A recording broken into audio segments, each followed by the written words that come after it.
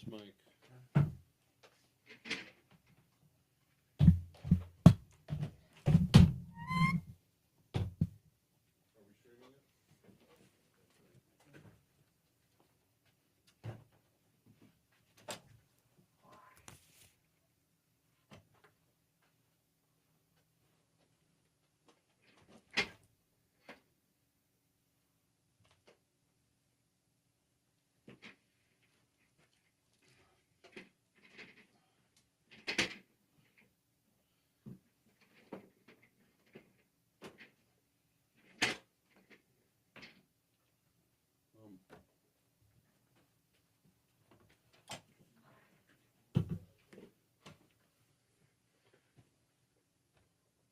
Watch it, we gotta get it.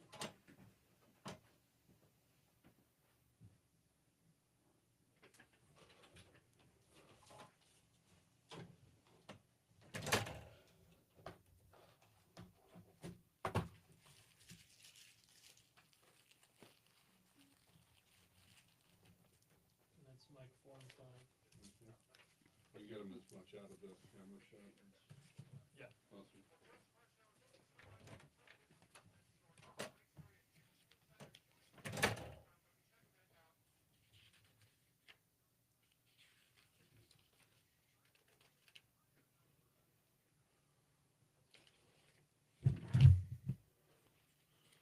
Okay, we're on about 2.5 minutes. Let's see how the shot is looking here. Do you have a pen back there? Extra one?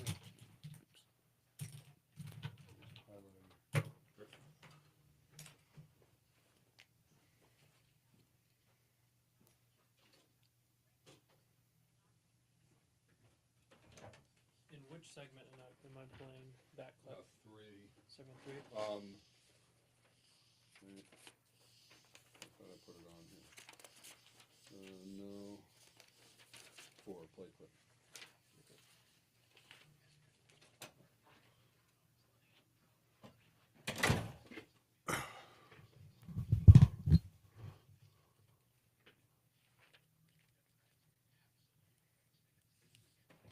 It's only about 12 seconds, the clip. Okay. Not the full 30. Really? Oh, okay.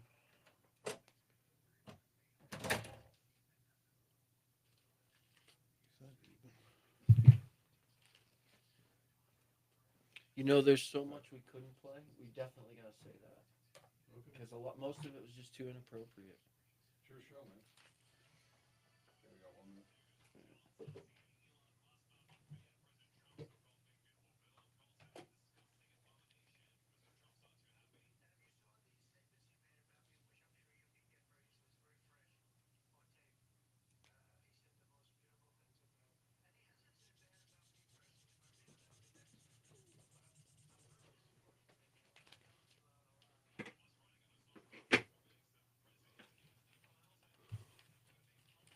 Okay, here we go. I don't have.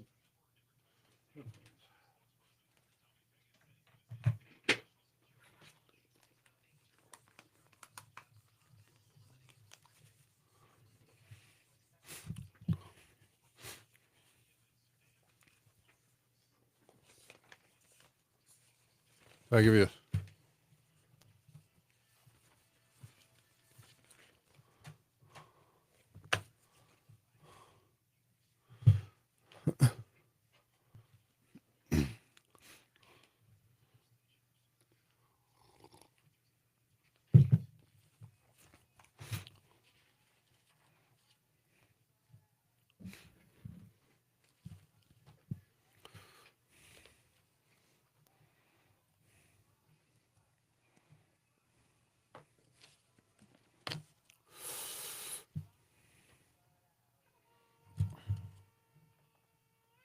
Welcome to the Peak News. I'm Chaim Goldman, the Watchman. You're listening to us on AM 1460 and FM 101.1. The Answer. You could also be live streaming us. I guess you shouldn't do both at the same time. It'd probably be a little offset in the audio. On Facebook, on YouTube, you can watch me and Jordan Baldwin, who's back again. And he's waving at the camera right now, but you can't see that on the radio. But you can join us, the Peak News Media on Facebook, the Peak News on YouTube, and If you want to see our faces for radio, tune on in. But otherwise, the main place for the Peak News, other than here, 3 to 4 p.m. Monday through Thursday on AM 1460 and FM 101.1, the answer is our website, which is thepeak.news, for everything The Peak. And we have some really, really exciting news as we're in June for you. And one of those things is, as part of our citizen journalist and internship program and the work that we do through our Peak News Educational Foundation to raise up a new generation of ethical and integrous journalists, is Jordan and I were down at the Wasson High School campus in D11 today, meeting with Dwayne Roberson, our CTE contact, career training education. Is I'm going to be teaching broadcast journalism to students in the D11 school system, and really anybody can join, because the way education works here, including homeschoolers.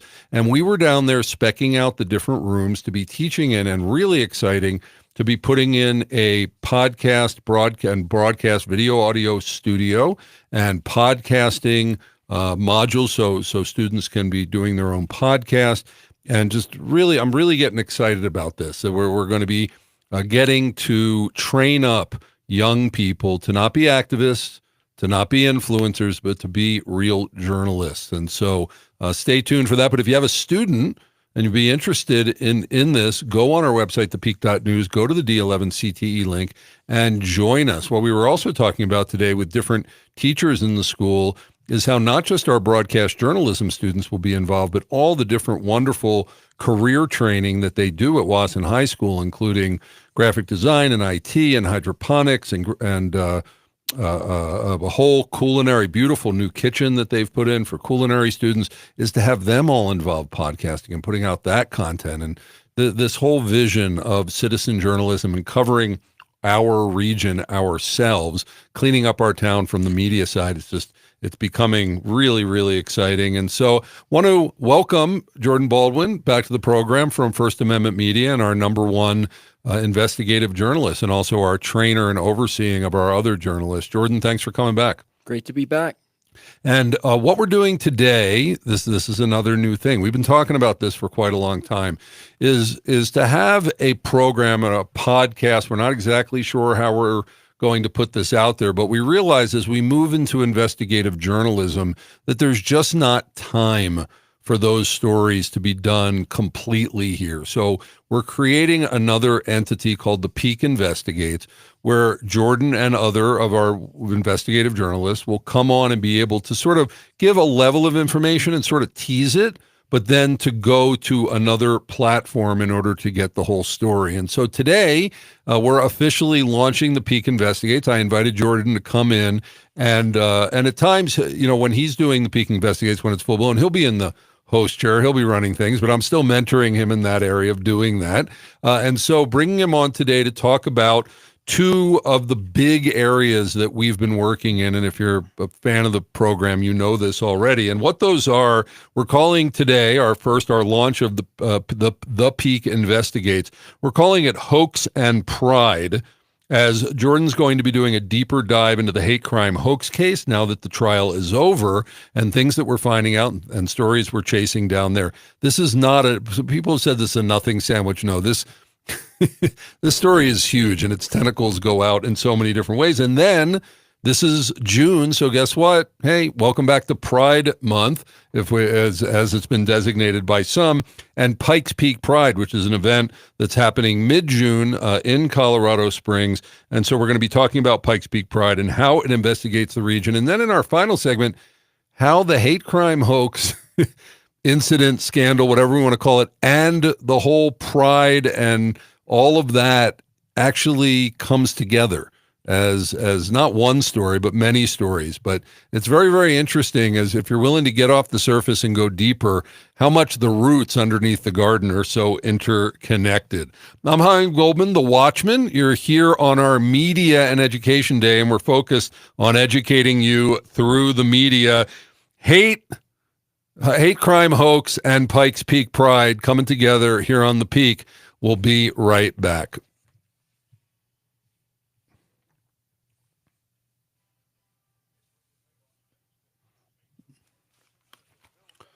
Okay.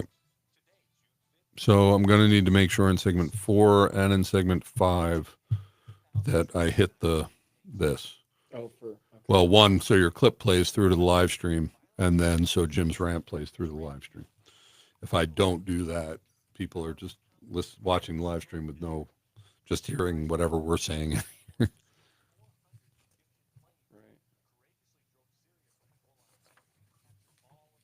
Okay, so segment 2. Remember, it's just a couple minutes each. We're covering in 10 minutes. We're covering 4 topics. So it's real 90-second headline news kind of pacing. Gotcha.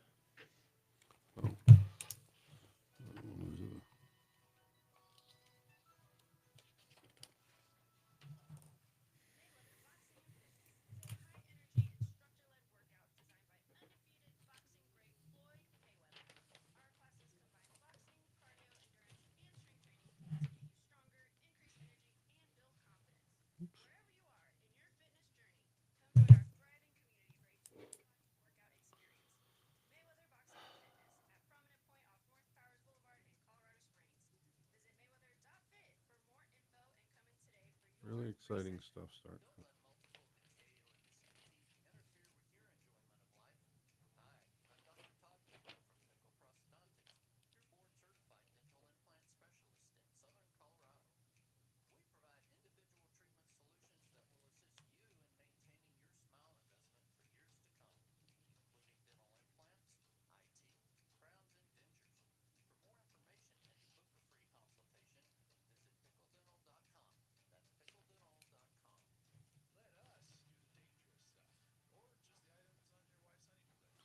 Hoax and pride.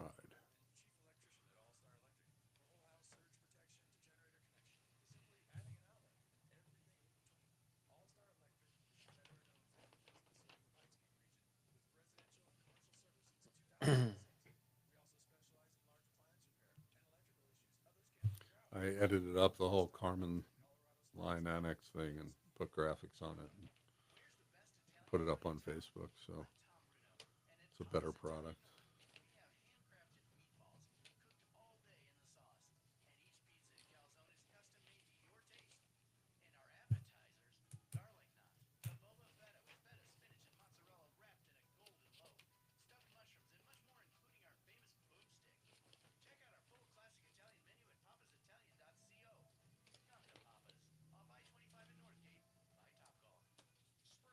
In 1 minute.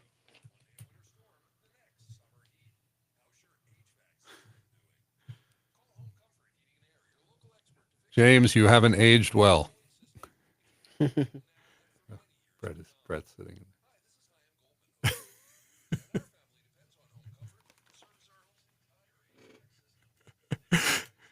It just shows what working in this industry can do. He's lost his hair.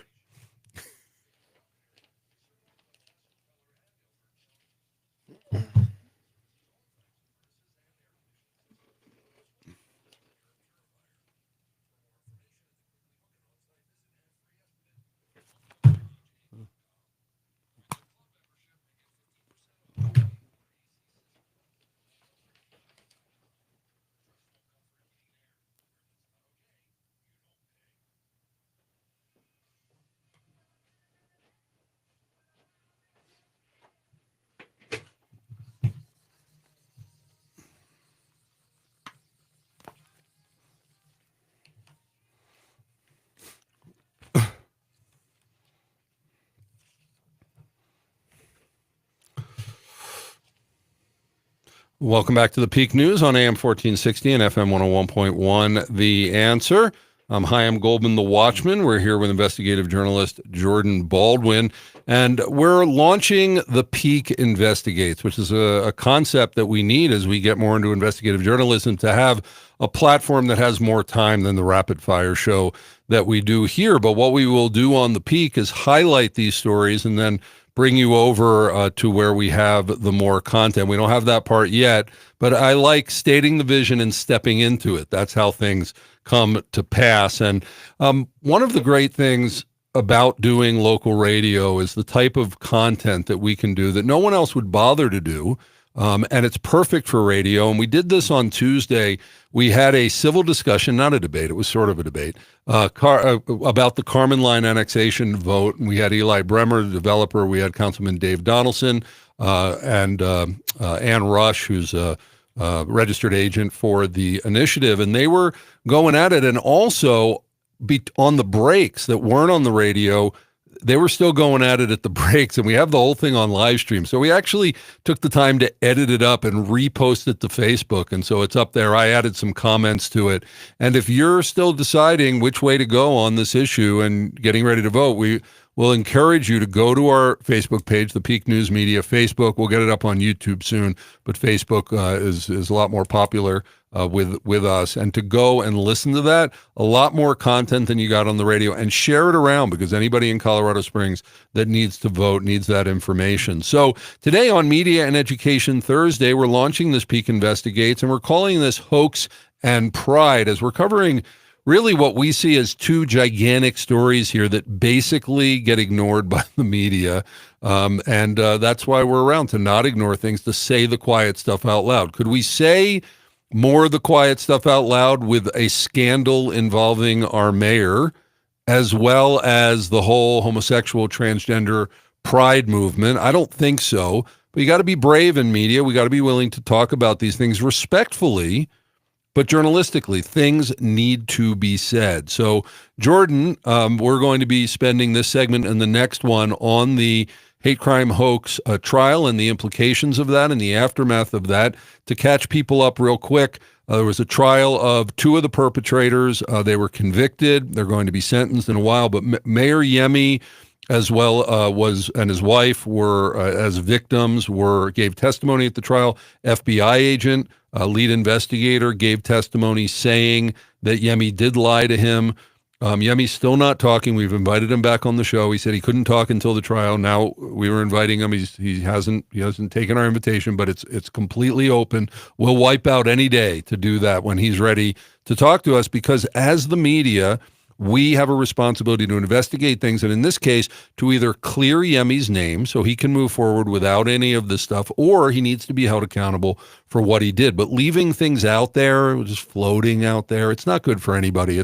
It's polarizing. Well, it may be good for somebody who might be trying to hide something, but for our society as a whole, it's not. So, Jordan, let's get into the trial. You were up there. We had citizen journalists stationed up there. No, there was no recordings. You had to take notes.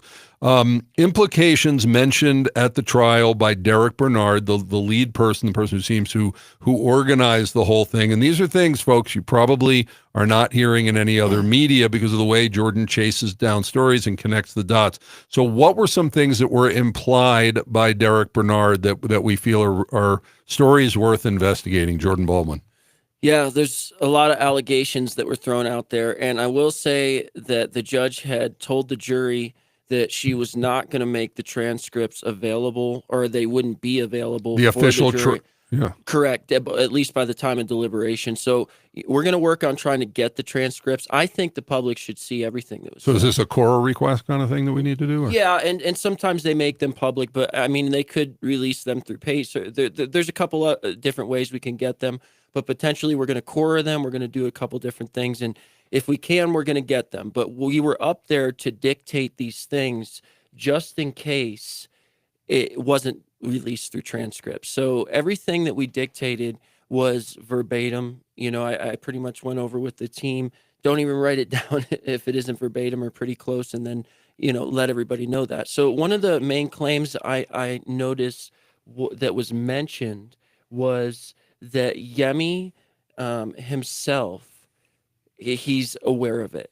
This is what Derek Bernard said, that he made sure no investigation followed, and he himself is aware of it, and that we had our guarantees of not being prosecuted specifically from, and then that was cut off, so I didn't get that, but told us he was in control of the city budget. This was straight across the board. You do what you need to do, we'll do what we need to do. I was given guarantees that there would be no prosecution. That was a direct quote I have here. And but I won't And then he also So this was in the testimony on the Thursday of the trial of Derek Bernard. These are things he said from the stand. correct, that's correct. And he was implicating other people. This was all stuff he alleged. We don't know if this is true, but that's why we need to look into it and just clear the air. Okay, what else? So he was talking about everybody ended up throwing their support behind Yemi. He implicated Regina English and then, House District Rep of HD 17, Regina English. correct. And then he says, but I won't speak to who else. He talked about her aides, but I won't speak to who else because they're still working as aides for Regina English. So we heard that mentioned. That was the point. So that's one of the main points we're looking into as well is all these implications with Regina English. And then By the way, not so for people to know, one, that there was a hate crime hoax type of incident at her election back a couple of years ago against Rachel Stovall. Rachel Stovall works with the Peak. We had her on the show on Monday talking about this. And then that Regina English, Mayor Yemi, and Tony, or before he was mayor, Yemi Mobolade and Tony Exum, Senator Tony Exum, were in on organizing the hate crime hoax before it happened. right. So he said he told me he wanted me to go through his mentorship. Didn't start to take him serious until Regina co-signed him. Situation where we continually lobbied, not through the radio station. Prior to the runoff, there was a team meeting between myself and Regina English to see what was going to happen. Certain tactics took place, quote unquote. Rachel's campaign signs, Rachel Stovall. they were defaced. A narrative was put across about her bad character. And then we go on. There's a lot more that was said, but I'll go on to another quote here. Just So to move people on. know they wrote killer on this because there was a rumor that Rachel killed her husband who died in the hospital during COVID, and they tried to defame her with that. And what he said was the community, they had no love for oppressive people. They had no love for people being suspected of killing their significant other. So the plan was just to push, get people to vote, but that didn't work. And then he said, dozens of insurgents, I fed information where it needed to go. So what ended up playing out here, without getting into all of it, is this talk of a media operation. It was admitted that this was all like a play to develop a false flag operation that would influence the election, not only with Yemi, but also against Rachel Stovall with Regina English, which he admitted to and was asked by Agent Doherty about. So are you saying you conspired to influence an election? He basically said yes, it's especially through how he presented this. Okay, we have just about a minute left. Touch on the whistleblowers. So whistleblowers, we do have, I'd say three whistleblowers now. We could talk about the Judge May file that we did release. It seems like this is becoming an important piece. We didn't know how important it was back then. Judge May was the judge who originally recused herself from handling this trial. It was another Derek Bernard trial. Bernard trial. Okay. Black Cloud was in the elevator with her. There's some things. Okay, but we have anyway, short time whistleblowers. The whistleblowers. So we have that file. It relates, and then we also have people that were on this investigation that confirmed what the Daily Wire said, and the fact that they reached out to us shows the lack in media. It shows that mainstream media isn't doing their job. Can you imagine they're reaching out to the little us of the Peak to give us information that the whole rest of the big media in town doesn't have? That's called trust, folks, because we say the quiet stuff out loud. We'll be right back. That was quick. I tried. Yeah, I know we didn't get there. I was trying to jump all over. But it's got to be you like you get when you got into it, you like slowed down. Yeah. And you got to keep the pace. I thought my phone wasn't silenced. It was, and I started freaking out. But yeah, sorry about that.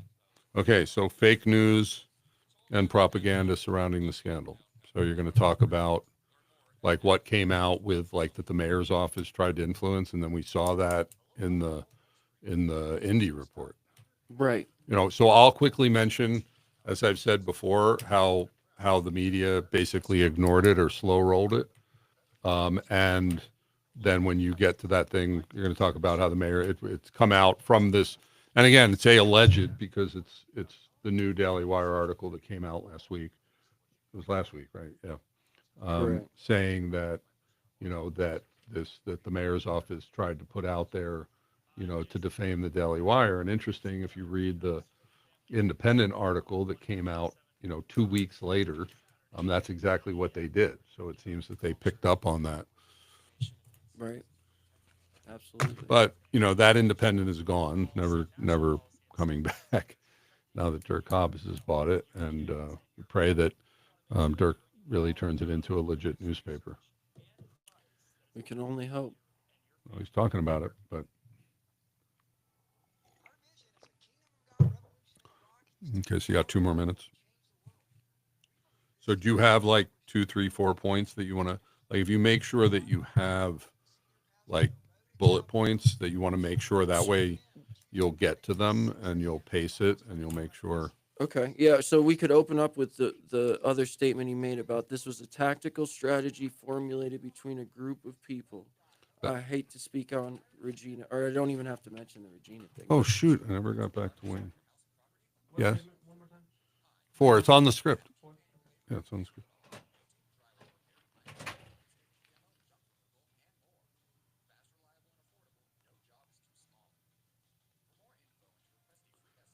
Hi, Wayne.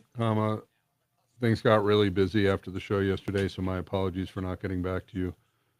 Period.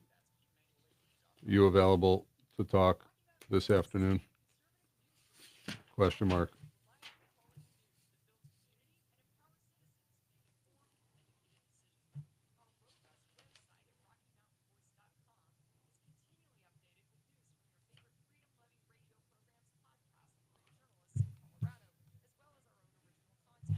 Yeah, think about a Wayne Williams show, all the things we would want. I mean, you're welcome if you want to like co-host people like that, like so that you can ask some of the questions Yeah, if I you want. get a question in. That'd be great.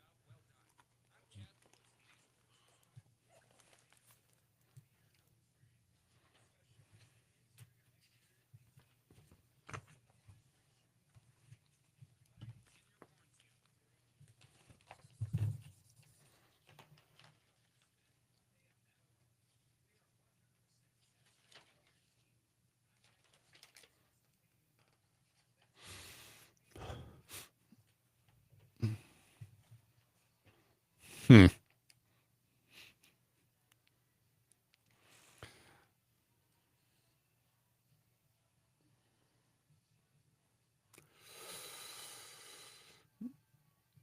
Welcome back to the Peak News. I'm Chaim Goldman, the Watchman. This is AM 1460, FM 101.1. The Answer across the entire Pikes Peak region. Thanks so much for joining us. And please share that the Peak exists. You have to admit, we're different.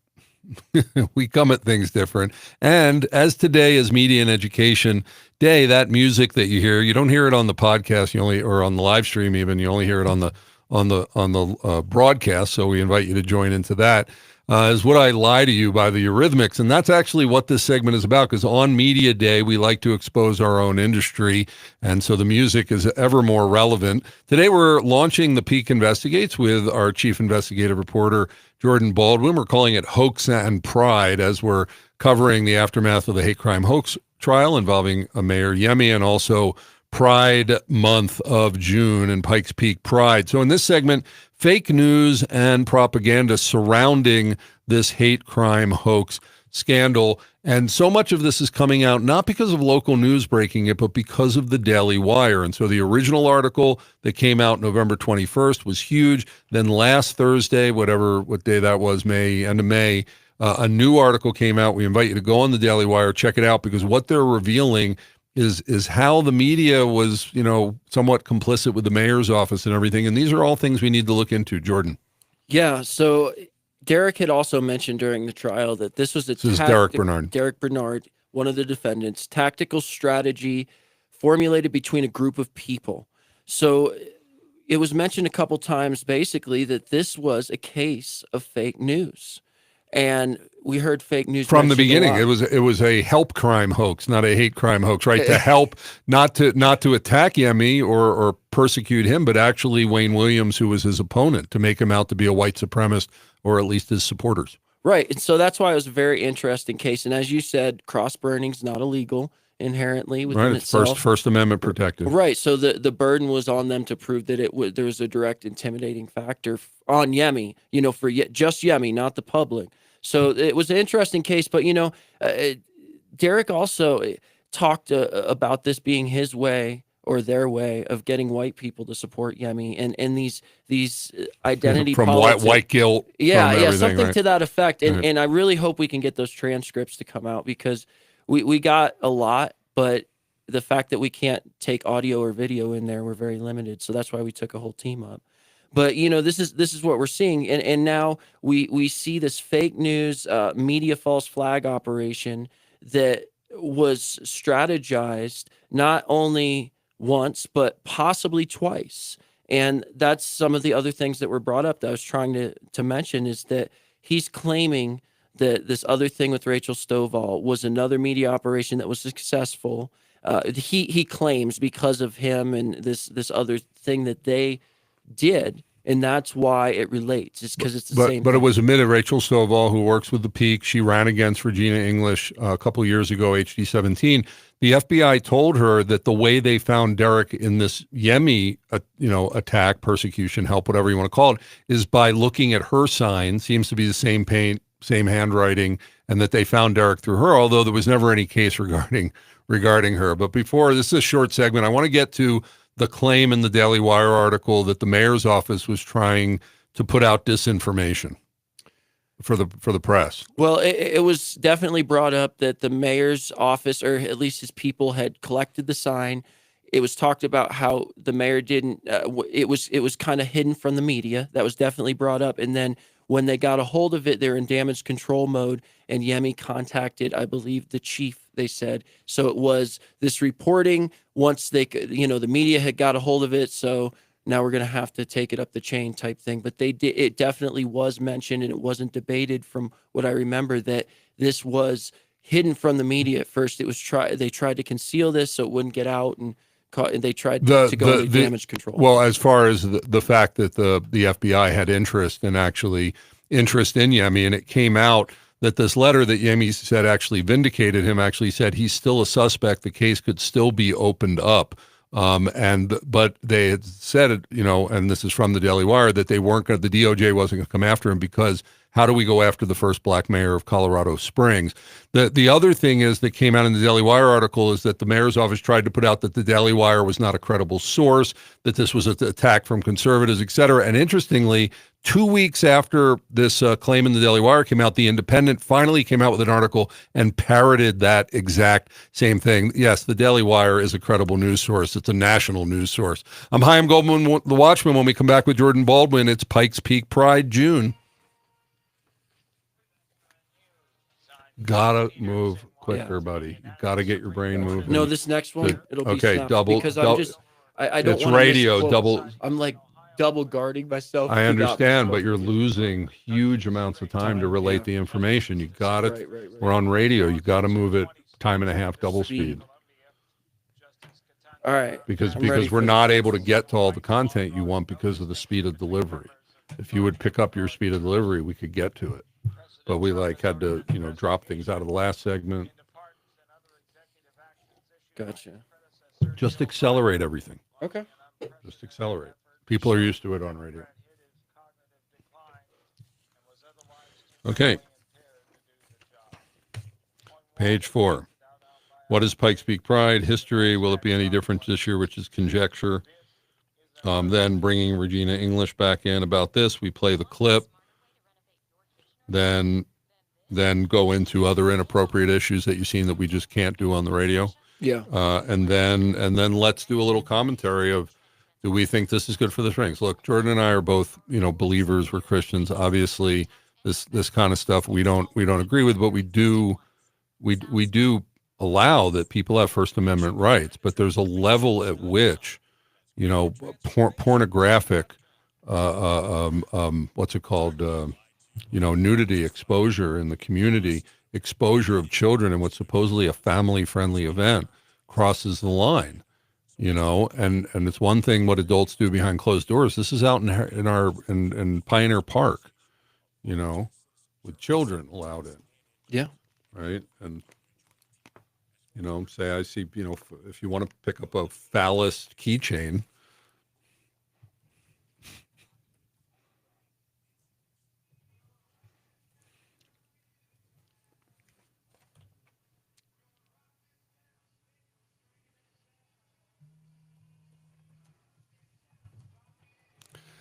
Thanks for listening to the Peak News on AM 1460 and FM 101.1. The Answer. And we're here on Media and Education Thursday doing sort of a rollout of the Peak Investigates, which is a new vehicle that we're developing just for investigative reporting under our chief investigative reporter, Jordan Baldwin, who's here in the studio. In a moment, we're going to be turning to the next topic, which is June and Pride Month and Pikes Peak Pride.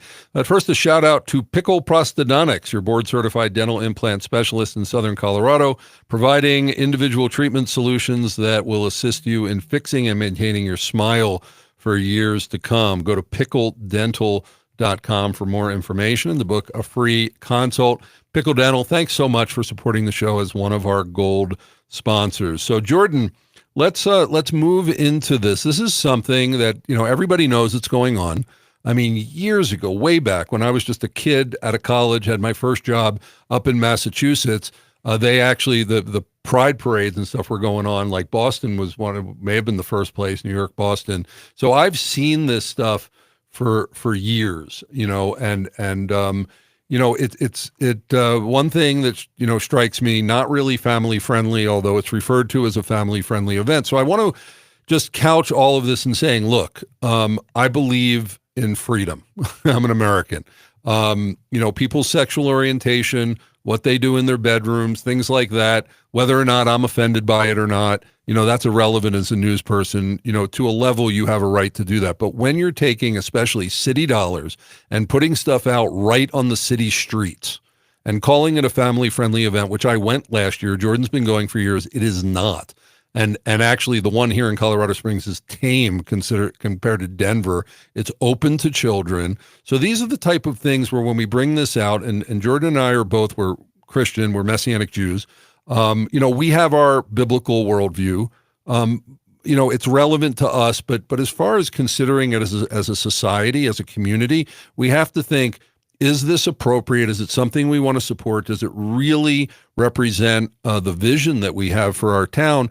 Should tax money or this LART money going to tourism money going to it? And, is it something that should be public or should it be just for adults only? These are actual societal questions, and it's not transphobic or not transphobic or whatever. It's just about running a society and doing it right. So I hope that you get that. We as journalists, our personal opinions don't really matter here. It's this. So Jordan, give us a quick, history. What is Pikes Peak Pride and the whole, Pride movement? Yeah, so we've done a deep dive on this, and we're going to do a continued investigation. From what I've found out, the Pride movement started as what some would call a liberation march. Actually, it's called the Christopher Street Liberation March. It's in 1970 on June 28th in Manhattan. And you see, this was more about equal rights, gay rights, gay bisexual rights. So it was this equal rights movement, and it formed as this. And then we have this story alongside it of a person named Marsha P. Johnson and Stonewall, and this other narrative that's operating alongside it that has to do with trans people. And what I found out in interviewing detransitioners, I've interviewed Chloe Cole, many famous detransitioners, talked to Richard Guggenheim, he's a local here. Gays Against Groomers. Yeah, who was literally gavelled down in the legislature because he started talking about this very thing, that Stonewall, that's not where Pride started. That was a lie. That Marsha P. Johnson did not throw the first brick. So it's almost like this rewriting of history to fit queer theory. And I actually connected with the founder of Christopher Street Liberation March, Fred Sargent. And, he confirmed all this. He even said he went back recently, and what modern day Pride is unrecognizable to what they formed under the equal rights movement. And I just think it's very interesting that we're seeing this intersectionality move in and this equal rights move out. And there are a lot of people in the gay lesbian community that are very upset that this movement has been co-opted by people who are basically Marxist and using it and actually dragging them into it and causing more issues for them. Because one movement, I think, literally wanted to leave us alone, let us live our lives. The other wants to be in your face on everything.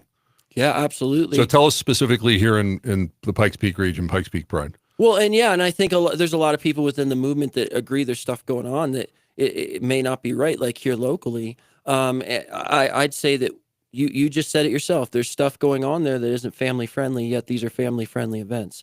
So when we went out, Or they're labeled that way. Yeah, they're labeled as such, and I think there's a misconception. Maybe we went out to HD Rep Regina English, HD 17 Rep English's town hall on Monday. So this is where now we mentioned Regina English in the past segment regarding the hate crime hoax. Now Jordan went down there. She was having a town hall, wanting to ask her questions about hate crime hoax, but there was you learned something about an association with Pikes Peak Pride. Correct, Pikes Peak Pride, because that's right here there in her district area.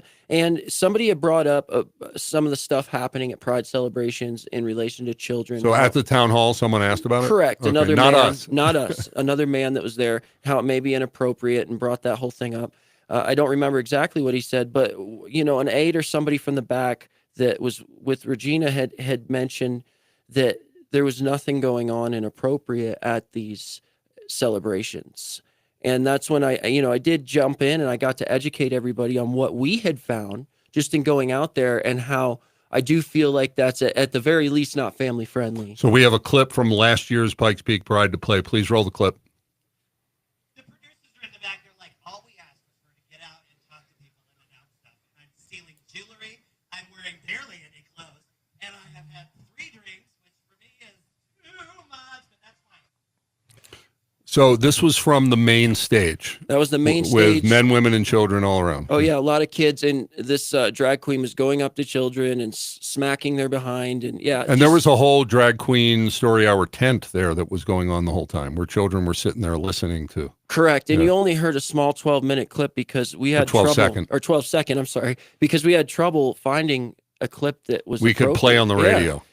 They were all so inappropriate. It just- Cursing, all kinds of stuff. Yeah, that's how bad it was. So that was just a little taste of it. But that's the type of stuff that's happening on the main stage, and it just gets worse from there. Yeah, and if you go around there, and we've pointed this out, well, in the next segment, other groups that were there, but saying it's family friendly, there were booths. People had these 10x10 booths with a basket of phallus keychains, right out in public view. More and more people walking around in all different stages of undress in a public area. I don't know anything that was illegal, but definitely over the top. Daytime, Colorado, downtown at the Pioneer Museum, the park at the Pioneer Museum. So the one for 2025 is taking place on June 14th and 15th, and I would invite you to go check it out. Go down there, be a citizen journalist yourself, or just someone getting this information. So, let's talk about in the last few minutes, is this good for the Springs? Is this something that we should be supporting here? What you may know, there's something called LART, which I forget, but it's the taxation from the hotels and I think like taxis and stuff. It's collected from tourism dollars primarily. And then I think it's like 10 million, is it 10 million a year that goes out, and there's a board that decides where that money goes. Well, in past years, money has gone to the downtown, the breakfast, the cowboy breakfast, and other things that are really in line with the tradition and history here. Those budgets were cut. I think Veterans Day, the Veterans Parade. These things were cut this year, and I believe an increased budget was given to Pikes Peak Pride. And so the question is, Dave Donaldson has questioned, Lynette Crow-Iverson has questioned this, I believe, is this really where we put our money? Is this the main thing that Colorado Springs wants to be known for? We're seen as a family-friendly city, but when this gets the money and a Pioneer Day type of event, or the rodeo, I think the Pikes Peak lost money. We have to decide, is this something that we should be talking to our officials and board members about, Yeah, absolutely. And it's one thing if somebody's putting on an event with their private money and they're coming in, putting on these pride celebrations, but now we're seeing them so integrated in the community, and they're one of the biggest celebrations in some cities, and they become a staple. And what I've seen is that there's certain things that aren't being addressed maybe in the smaller cities because that's one of their main events, and would it be properly addressed if there was a problem? And people should have the right to celebrate Pride. There should be open rights for everybody, but we have to look at the problems and we have to be willing to be intellectually honest with ourselves, not only as community members but as media. And I just don't see that happening around this issue. And in the next segment, we're going to actually bring these stories together of the hate crime hoax scandal and Pride, because behind all of it, we see socialists, Marxists, and so we're gonna lay a little groundwork so when we get into the next section, we can do this. This year, supposedly, I guess there will be a parade, but there was not money given toward the parade, only the event. But that's just a way of shuffling money around. But when we were down there last year, the two booths that I was most interested walking around, and there were like 100 or 200 booths or something. It was a lot, and that's something too. Will it be as corporately supported this year now with Trump in office and things have shifted, that we're wondering whether all these corporations that were down there to tag into the two incomes, no children that gay couples have. There's a lot of money. They tend to have a lot of extra income that people who have children. That the corporations want to tap into that. But now things have tipped, so it's going to be interesting to see that. But two of the booths that were down there that we talked to were the Social Democrats of El Paso County and the Church of Satan. And we know that they're both involved in what we would say is socialism, Marxism, the destabilization of America, anti-Christian values, things like that. And why are they so interested and why are they so supporting of that? And also on the hate crime hoax, what are the people behind doing political shenanigans like this in order to tip campaigns? It's all related, spoiler alert, it's all related to Marxism in our region and how embedded it is in our society here. We'll be back with Jordan Baldwin, Chief Investigative Reporter, when the peak returns in a moment. Okay, so we have a 3-minute break. So I want you to really, take this and go deep. Say the quiet stuff out loud. Go hard on this. Say it. Yes. 235, and it's on the Carmen Line annexation.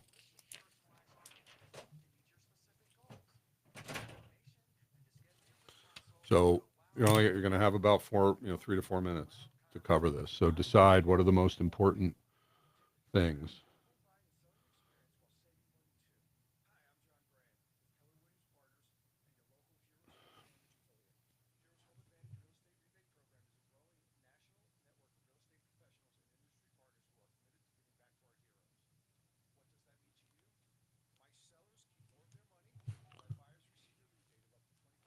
Should I reference one of our pieces of whistleblower evidence now? Just a little teaser. Whatever you want to do, whatever you're allowed to.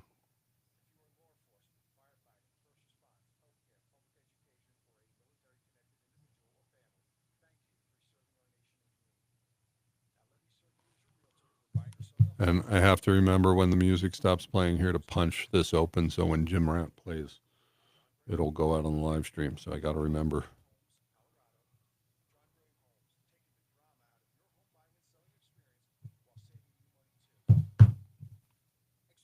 A minute, 2 minutes. No, a minute and a half.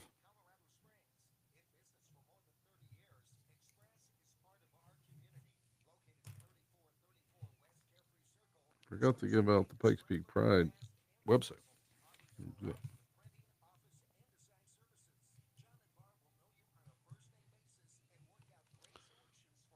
It's .org.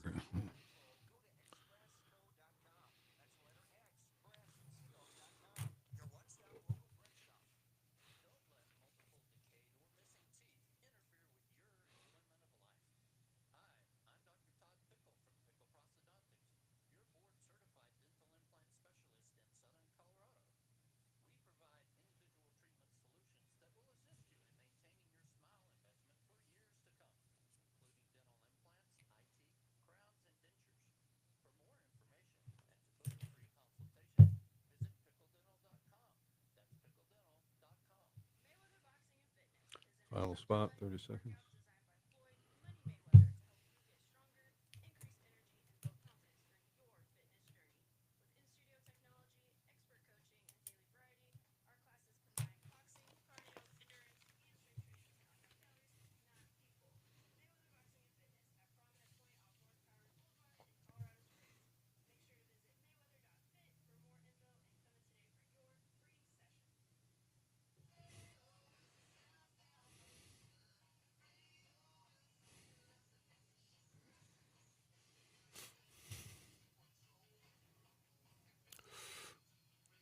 Welcome back to the Peak News. I'm Chaim Goldman, the Watchman, here on The Answer across the entire Pikes Peak region. And today on Media and Education Day, talking about hoax and pride. And today we're going to bring the hate crime hoax scandal. Let's just call it that, for lack of a better word, because it is scandalous, but we need to get to the bottom of it. And Pikes Peak Pride, that is back here in June, the 14th and 15th of June, downtown at Pioneer Park. And I ask you, go down there. Don't ignore it. Go down, check it out. I'm not saying to take your young children to it. I took my teenage young men down there to take a look at it. And Jordan, as we look into all of these things, and we're not looking for it, we really wish that it wasn't here. But it seems that this long march through the institutions that Marxism said would happen in the United States, when they couldn't do it politically, they decided to move through the institutions, and they've really co-opted the Black Lives Matter movement, the transgender movement. Why? Why do you do that? Well, I'll tell you, I went up to the Social Democrats last year. I said, why is socialism good for America? And by the time we were done, they were cursing at me and setting me off because they didn't have an answer. They didn't really have a good one. I mean, especially, they're under a booth that they own stuff, talking about no private property and all these other things, totally un-American. They don't really have an answer, but they can call me transphobic, because I'm attacking them at the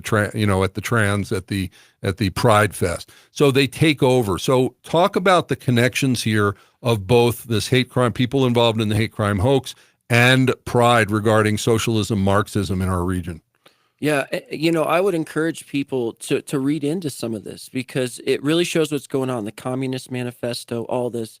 We see this attitude through the same people that you talk to, of this, they claim they're this or that type of socialist, but the reality is it's a Marxist agenda.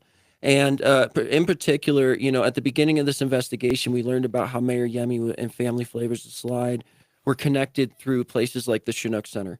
We brought people. What is on. the Chinook Center? The Chinook Center basically is a model to bring radical groups together, and leftist radical groups as a type of vanguard. And they're here. We were talking in the Springs. Their office here in the Springs. Correct. And this is the place in Colorado. I don't know of any other place like the Chinook. And if you really study the history of communism and like Leninism, I believe one of the leaders of the Chinook referred to himself as a Leninist. And these new organizations popping up are saying they're socialist Leninists. So that was what is it within their ideology, this vanguard concept. And we see identity politics that's definitely wrapped up in all of this. We heard about the Wild Goose Meeting House.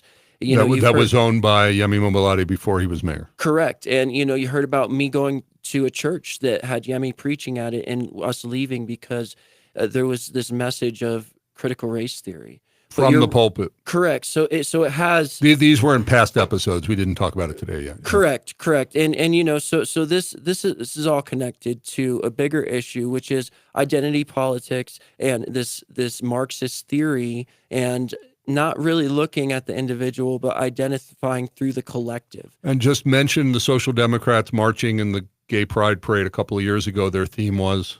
Yeah, their theme was Riot for Your Rights a couple of years ago. And then Queers for Palestine. Going down the streets of Colorado Springs, rioting for your rights. They said, we know that the struggle of the LGBT community is connected to the struggle of all minorities. And, we see this all throughout and this is why we get, what is it for Gaza? We get the transgender movement, which is not accepted anywhere in the Palestinian Authority in Israel, but yet they're siding with the Palestinians and with Hamas. Right. Yeah. And here's a common theme I see between these two things, is that all this stuff seems to be a dishonest attempt to rewrite history or alter history. Okay. Well, we're out of time for today.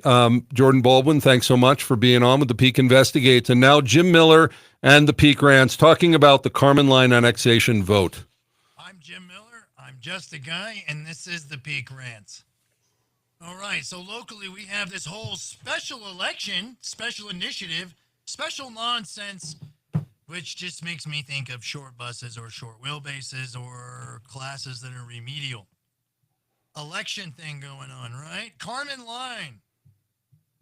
How did everybody vote? What is everybody going to vote? I'm going to tell you right now that I'm voting no on it. I did vote no on it. I actually have a film thing of me voting no on it. And some people would be like, why would you vote no on it? It's not supposed to cost the taxpayer anything. It's supposed to be super duper beneficial. Well, when you've lived here as long as I have, and you're one of the things where part of your family's been here for many generations, and then you've been here before weed was legal, you tend to know how this place really is. So look, they say it won't cost us. Sure it will. It'll cost us something somehow, some way, whether it's water, resources, utilities, some kind of thing, some kind of extra road tax, some extra resources, something else that has to be a service or a good, or some fire extinguishers, fire hydrants. I don't know. They'll find a way to charge us extra money on it, and it'll make it more expensive out here. Look, this is Colorado Springs. It's turned into a high desert crap hole. Used to be number 3 place to live. Now it's 406. Why? Because of crap like this. We don't take care of what we have already, ever. None of the stuff that's here is taken care of. We got potholes in the road. There's sex offenders all over the freaking place. Pedophiles, convicted felon pedophiles, rapists, and sex traffickers living next to schools, churches, parks, and daycares all over town. But they want us to worry about this kind of stuff, right? Look, we don't take care of anything here, making it better, safer, nicer, cleaner, better sense of community, having a sense of community again like it used to, and being a nice place. We don't take care of, a lot of us do. The city doesn't take care of the city or the people funding and paying for the city. That's the better way to put it. And if we had this, it's just more stuff to take care of, and they're not taking care of everything else as it is. So, look, I voted no on it. We don't need any more other things to deal with until they start handling the problems that we have now and facilitating them and making it actually a better place to live. Because Colorado Springs has really gone downhill. Remember, if you want it better, be better. I'm Jim Miller. I'm just a guy, and this is the Peak Rants on AM 1460 and FM 101.1 The Answer. We'll be right back.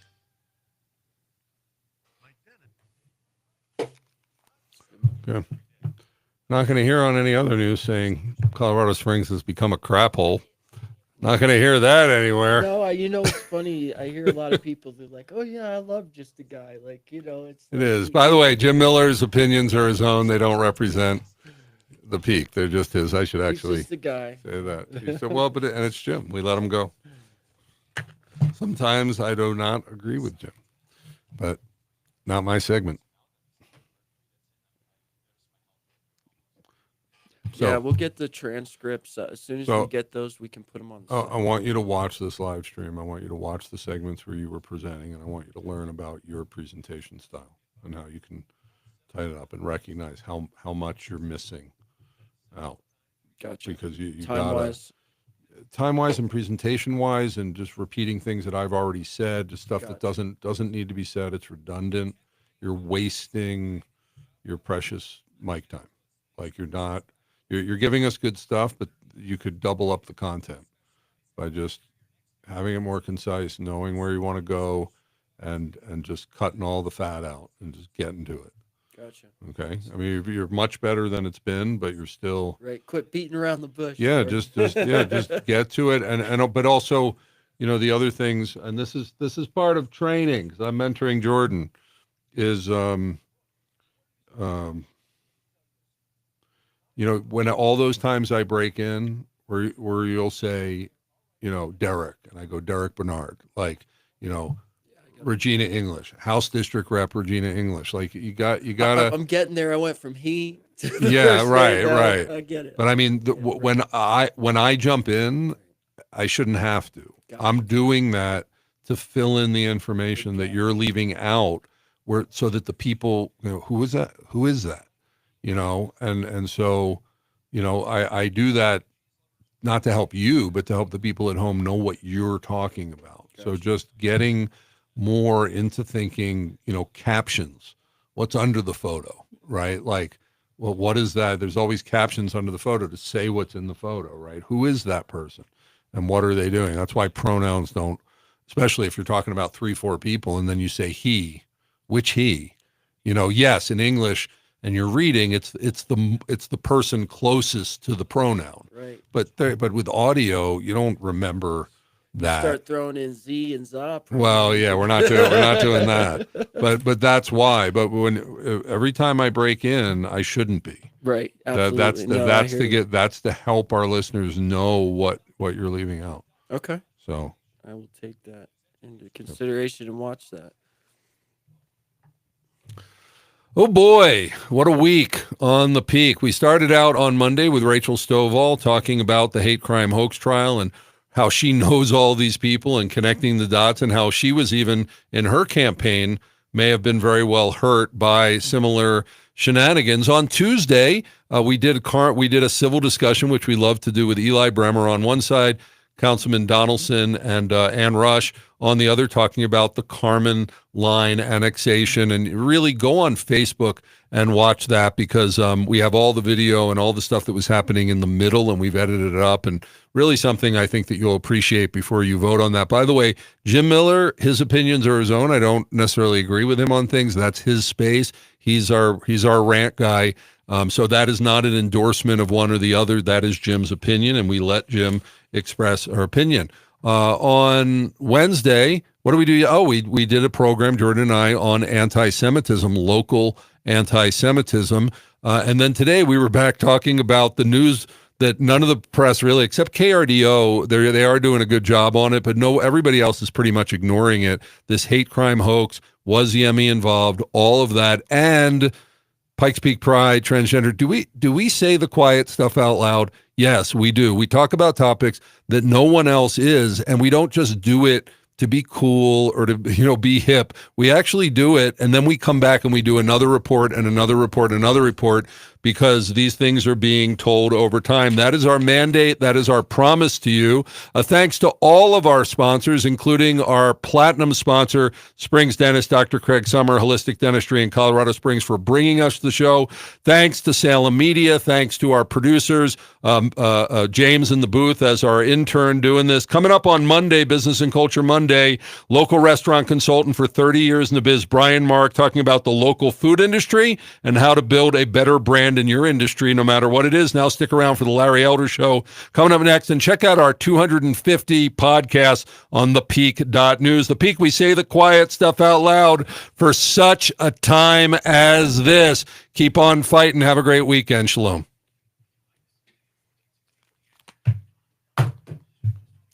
That's good. We definitely said some quiet stuff out loud. My goodness. Think about the topics of this week. I'm already getting